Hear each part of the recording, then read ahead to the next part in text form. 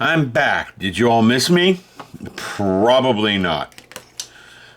But that's a joke. Don't worry, I'm not depressive.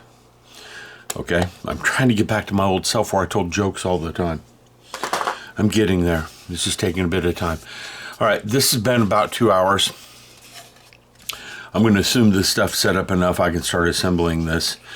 I'm probably going to save the engines for later and just mix up a batch of 5-minute epoxy and put them together. The epoxy's downstairs. So I'm going to start by putting this with this. Everything's keyed. You can't put it together backwards. Okay? The big problem is I got those bolts in the bottom of this thing, so it's going to be hard to put pressure on it. But yeah, it's going to go together really nicely. Okay? This thing's not that small. I'm going to go and pull it apart and put some glue on it. Well, that's fun. The needle I use to keep the tube free of clogs decided to glue itself to the lid. Actually, not bad. I do have some super glue that cures up quicker than this stuff, but I already bought this, so I'm using it up. That's probably enough glue on there. So let's take this part. Again, it's tabbed. It's only going to go one way. There we go. And we got it together. I think I might just set this glued up. Set this up glued. See, on the bottom you can't even see that. Might set this up glued for a while with some weight on it to make sure it glues up. But I can't wait to just put the nose cone on this thing and see it, because I haven't seen it all together. It wouldn't hold up. It's not small. With the nose cone on it is definitely not small. I'm going to go ahead and come back in about 30 minutes and glue the nose cone on then. I want to let this thing cure for a bit first, just simply because I would feel better if I did. I can't. Because of the bolts on the bottom of this and they're sticking out so far, it won't stand up this way. I'm going to have to put a bottle or something underneath it in order to put weight on it with the nose cone on. So I can put weight on it if I turn it. I can't put the tail down. In other words, if I put this nose down, I can put weight on it and let it sit for an hour or two. So that's what we're going to do. I'll come back. We're almost done with this thing. All right, it's time to glue the nose cone on this thing. Yeah. I'm going to do a test fit first. You think I would learn? I've already test fitted this. I already knew it was going to fit on here really nicely. Okay. The guy who designed this did a good job with it for the most part. There's a few places here and there where I would want things to be different, but for the most part, it is solid model. A few small fit issues. Now, let's say I were to paint this thing. What is there to paint? What I mean is, if you look at the real ship, half the body is in stainless steel.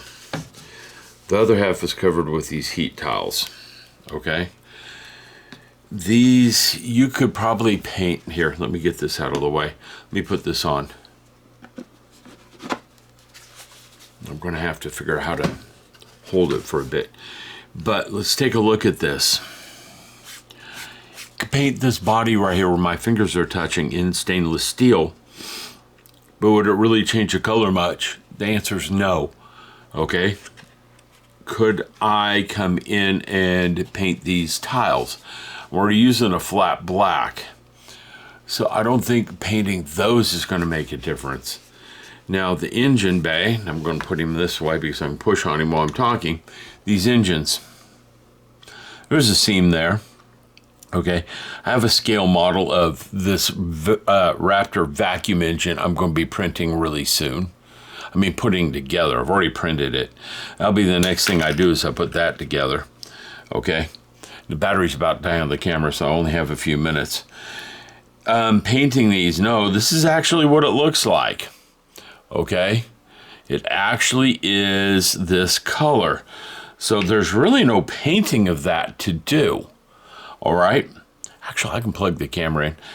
Yeah, so then these are sea level raptors. They are very different in nature. So there really is little to paint if I use the right filament on this. There's some detailing I could do. Like I know along the fins right here, they put some RCS thrusters on it that he didn't catch when he made this model. But overall, I don't really feel like I need to paint this one. Now I am doing the base for it, and that is going to require some paint. I'm going to stop for a bit and I'll come back in a little while. I'm going to let this thing cure. I'm going to try to figure out how to put some weight on the top of it.